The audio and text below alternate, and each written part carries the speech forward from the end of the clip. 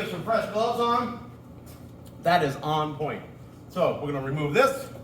We're gonna make some room over here with our plate of bluch.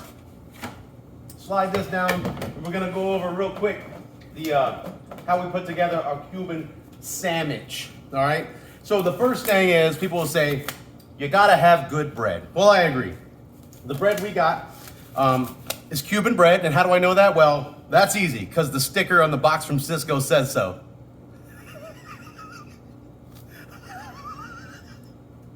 Okay, but for real, looks like this. All right, Cuban bread. Some people say, hey, how come there's leaves in my bread? Well, that's easy, because this is the stuff you get in Southwest Florida when you don't cut your yard for a month in the summertime.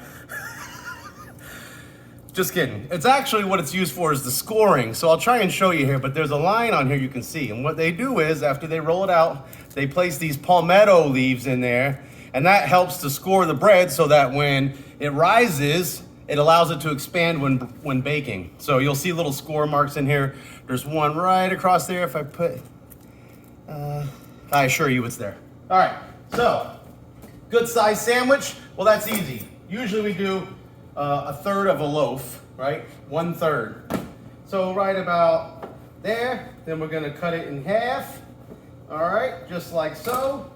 Then I got some regular yellow mustard here. All right. Now listen, don't be crazy with the mustard. All right, you want it real thin. You don't want it on there too thick, because then you end up with a sloppy jalopy. All right. Now, got family up there in Jersey that details cars for a living. You ask them, do you want a sloppy jalopy? This hereby means that Buff Boy Detailing is hereby approved by yours truly, Salt Crust Charters and Blaze of Hope. Ding. So, get your mustard on there. Don't make a sloppy jalopy. Nice and thin, all right? Pull it all the way to the edges. I can't stress enough, equal distribution of ingredients. That way, every single bite gets what's meant to be in there. All right?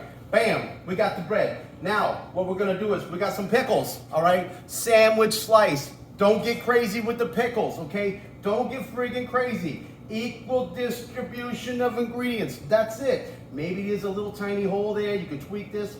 That's it. Don't get crazy. Then, we got Swiss cheese.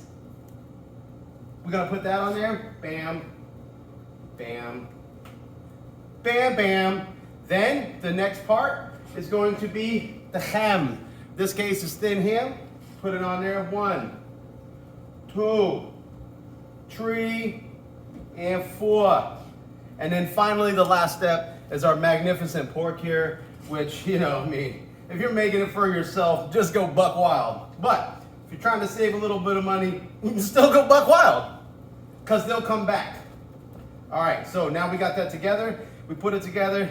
Boom shakalaka. Look at that friggin' thing right there. Now, I'm gonna tell you something. Before you put it on the press, this is something we do here, and it's very important. You're gonna separate the sandwich, all right? You got the ham on both sides, right? What you gotta do is, you gotta caramelize the ham. Open the sandwich, put it down, and get what's known as the Maillard reaction, which is the caramelization of proteins, okay? It's gonna take your flavor to the next notch.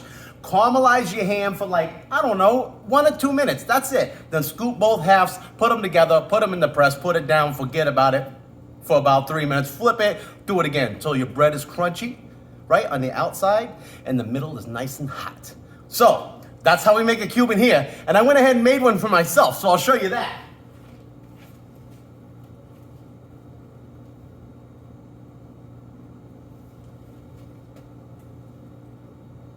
All right,